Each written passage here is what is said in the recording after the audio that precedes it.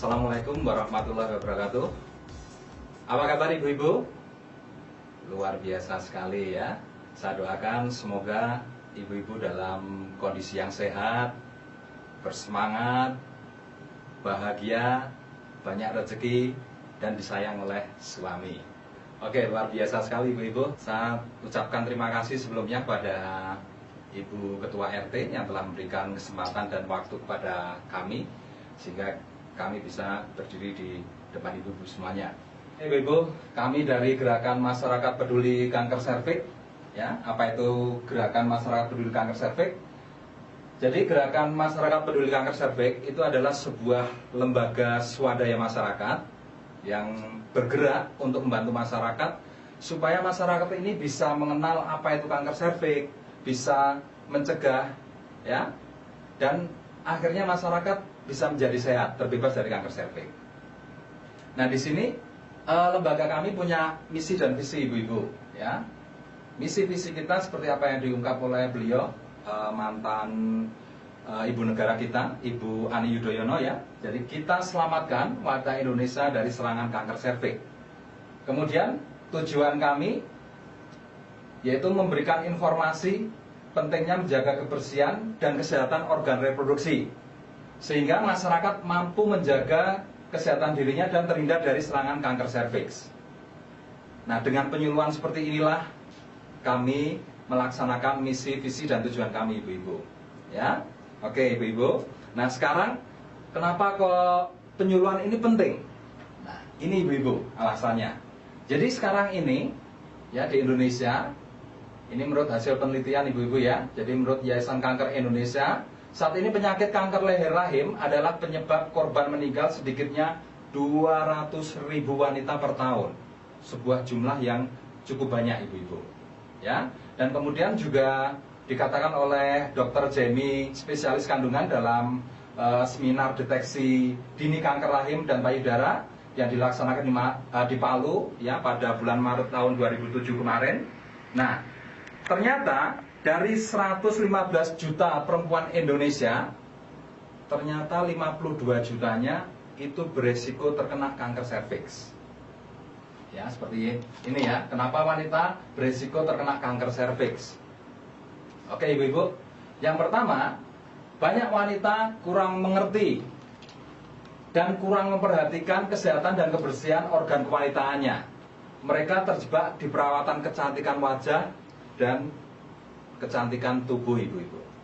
Ya, kalau untuk kecantikan wajah dan kecantikan tubuh, terus terang mungkin saat ini tidak bisa kita pungkiri, ibu-ibu, ya. Itu yang jadi nomor satu bagi ibu-ibu semuanya.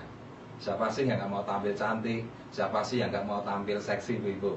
Ya, semuanya pasti seperti itu. Nah, oke. Terus yang kedua, ibu-ibu, banyak wanita tidak mengerti penyakit apa saja yang bisa menyerang organ kewanitaannya. Ya, jadi mereka tidak mengerti penyakitnya apa saja yang bisa menyerang organ kewanitaan itu. Kemudian yang ketiga, banyak wanita berpikir tidak perlu merawat organ kewanitaan karena apa? Merasa organ kewanitaannya itu sehat.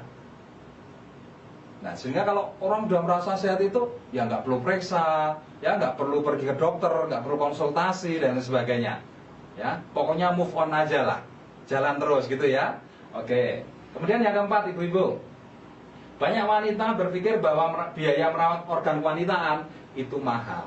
Nah, kadang-kala ini yang menjadi salah kaprah di otak masyarakat kita. Ya, karena selalu berpikir bahwa yang namanya periksa ke dokter, ya, lab dan sebagainya untuk melihat kesehatan organ kewanitaan itu mahal. Ya, apalagi untuk beli-beli istilahnya produk, ya, untuk merawat organ kewanitaan. Mereka sudah istilahnya sudah pesimis dulu lah, ya, cenderung takut untuk keluar biaya karena merasa mahal. Padahal coba ibu bisa bayangkan, mungkin ibu pernah melihat ada tetangga ibu yang terkena penyakit kanker serviks, ya. Mungkin kalau ibu perlu bukti, ibu bisa datang ke rumah sakit, tanyakan, kalau sudah terkena penyakit kanker serviks itu biayanya berapa? Sebetulnya itu yang harus Anda takutkan. Bukan posisi biaya di titik merawat, tapi bagaimana kalau saya terkena kanker serviks, itu biayanya berapa? Nah, ini yang perlu dipikirkan ibu-ibu. Ya, biaya kalau terkena itu mahal sekali. ya, mulai dari biaya pengobatannya, biaya operasinya, biaya kemoterapinya dan lain sebagainya, sampai biaya pasca operasi, pasca kemo ya, check up dan lain sebagainya, itu butuh uang terus ya, karena memang pengalaman orang yang terkena penyakit kanker serviks seperti itu ya. Oke ibu-ibu, jadi ini 4 hal yang membuat Anda itu beresiko terkena kanker serviks ya. Oke, sekarang begini ibu-ibu, sebelum kita masuk ke titik pembahasan utama yaitu mengenai kanker serviks ya. Nah ini saya ingin mengajak Anda dulu untuk mengenal jenis penyakit kanker yang bisa menyerang organ kewanitaan Anda. Ya, selama ini ibu-ibu tahu nggak bahwa yang namanya kewanitaan ini bisa ada penyakitnya ya.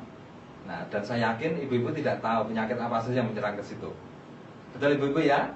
Oke. Nah ini ibu-ibu ya, ini yang namanya organ kewanitaan ibu-ibu ya. Saya kenalkan dulu, ini yang namanya vagina, ini mulut rahim, ini rahim ya, ini dinding rahim ya. Kemudian ini adalah ovarium ya, tempat untuk memproduksi telur, sel telur, bukan telur ya kayak ayam nanti ya, tempat produksi telur. Nah penyakitnya apa saja yang bisa berkembang di sini? Yang pertama ini ibu-ibu, penyakit kanker mulut vagina ya, penyakit kanker mulut vagina.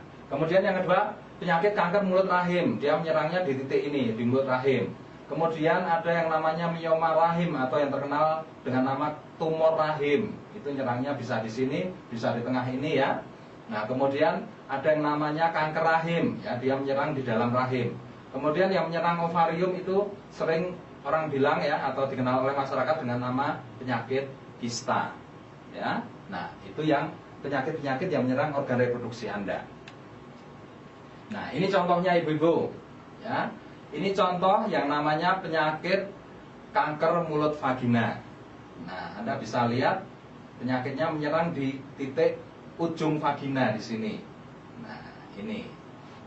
Nah, ini kanker mulut vagina, ibu-ibu. Kemudian ini yang namanya contoh kanker ovarium. Ya. Jadi ovarium itu kista itu muncul di ovarium sini, bentuknya seperti ini. Nah ini contoh ya, kalau mereka sudah dioperasi, ini ada bekas-bekas operasinya seperti ini. Ya, operasi model operasinya seperti ini ibu-ibu. Nah bisa kista itu bisa gedenya seperti ini. Coba Anda bisa bayangkan. Dan resiko orang yang terkena kista dan ketika nanti dioperasi itu biasanya operasinya tidak cuma diambil kistanya, bisa jadi diambil ovariumnya, bisa kanan dan kiri. Kalau sudah seperti itu, resikonya apa? Seorang yang mengalami hal seperti ini, resikonya tidak bisa punya anak, ya, atau mandul. Nah sekarang bayangkan, seorang wanita tidak bisa punya anak, itu seperti apa ibu-ibu? Tidak bisa menurunkan keturunan, ya. Ibu-ibu sendiri yang bisa bayangkan, karena ibu-ibu wanita semuanya, betul kan? Kalau saya pria, nah saya hanya urun, ya, tidak menurunkan, tapi saya hanya urun untuk bikin, ya, itu ibu-ibu. Nah, ini contoh yang namanya miom rahim yang tumbuh di dinding-dinding rahim ya. Bentuknya ini berupa daging-daging yang tumbuh ya. Bentuknya kayak bakso seperti ini. Jadi hati-hati kalau ibu-ibu misalkan besok ke rumah sakit, ada teman yang sakit ya, kemudian ingin makan bakso di situ ya. Siapa tahu itu tukang baksonya beli daging miom di dalam ya, karena harganya murah ya. Daripada dibuang dibikin bakso, kan udah bentuknya udah bulat-bulat seperti ini. Enggak ya. Oke, kalau seperti ini nggak boleh ya kalau dibikin bakso. Nah ini ibu-ibu, ini contoh penderita miom ya, yang sudah istilahnya kadaluarsa atau terlambat penanganannya.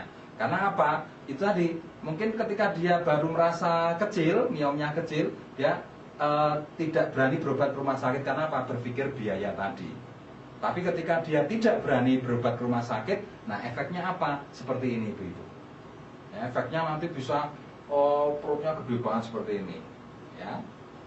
Nah sekarang kita lihat operasi miom ibu-ibu. Nah tadi yang perutnya gede banget tadi, itu kalau dioperasi dalamnya seperti ini ibu-ibu ya, dalamnya seperti ini. Anda bisa lihat ini operasinya luar biasa ini ya, dan penderitanya memang luar biasa karena sudah kayak orang mengandung itu ya, sudah berkembang selama mungkin lebih dari 5 tahun. Nah miomnya bisa tumbuh seperti ini ya.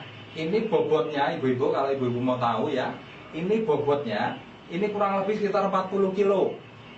Bayangkan betapa menderitanya seorang wanita yang terkena penyakit seperti ini.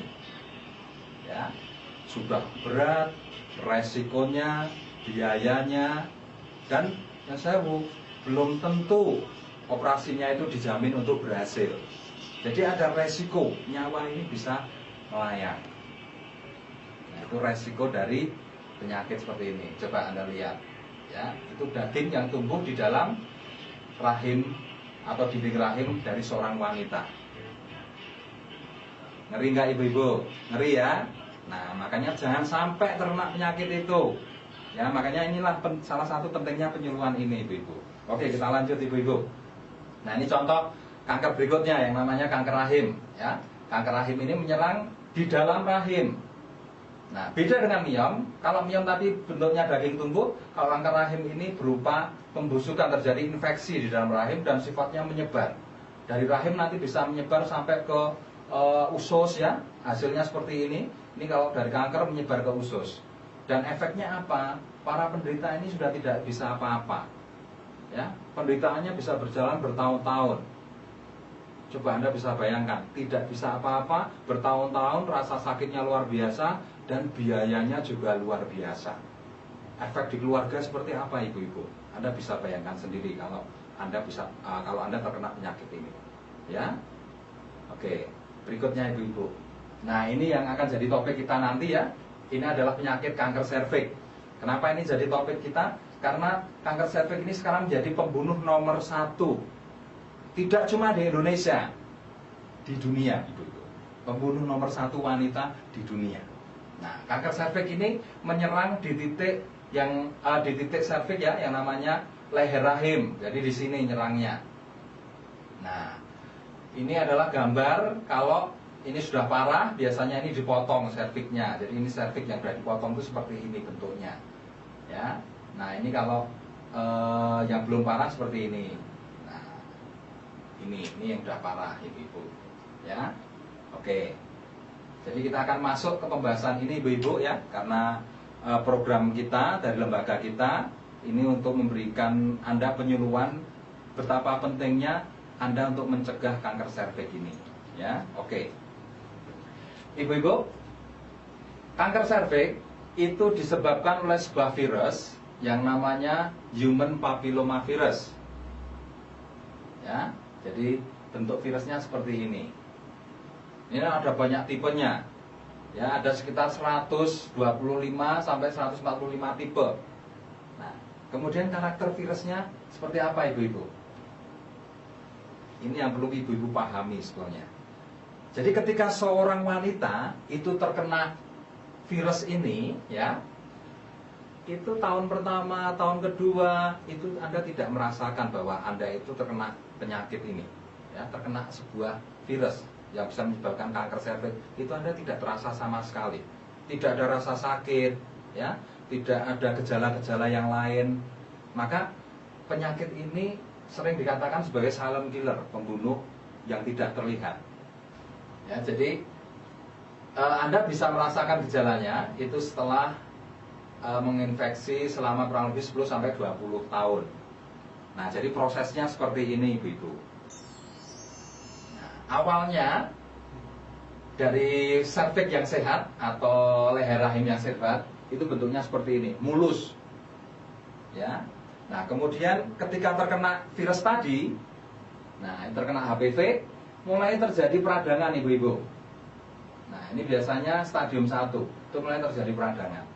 Kemudian berkembang ya, peradangannya tambah parah, kemudian ada terjadi mulai pembusukan pendarahan, terjadi mulai pembusukan di sini sudah mulai bau dan lain sebagainya. Nah, kemudian terakhir yang paling parah sudah seperti ini. Kalau sudah seperti ini biasanya sudah nggak bisa ditolong. Ya, karena kankernya sudah menyebar. Nah, proses ini berjalan ibu-ibu, ini selama 3 sampai 17 tahun, bahkan sampai 20 tahun. Nah, buktinya banyak. Anda tahu Titiek Puspa ya, bintang penyanyi kita yang terkenal. Nah, sekarang pada usia 70 tahun, itu baru diketahui bahwa dia terkena kanker serviks ibu-ibu. Ya, jadi mungkin virus itu menyerang ketika dia berusia 50 tahun. Virusnya itu menyerang, ya, menyerang, berkembang, dia tidak terasa. Kemudian setelah usia 70 tahun, jadi 20 tahun berikutnya, baru gejalanya kelihatan. Dan ketika diperiksakan ke dokter, ternyata apa hasilnya? Terserang kanker serviks. Nah, itu ibu-ibu yang berbahaya dari penyakit ini, yaitu tidak terlihat gejalanya sama sekali. Ya, oke. Nah, sekarang kalau sudah terkena, ya, Anda mulai terkena, itu gejala yang kelihatan yang bisa Anda lihat itu seperti apa, ibu-ibu? Ya,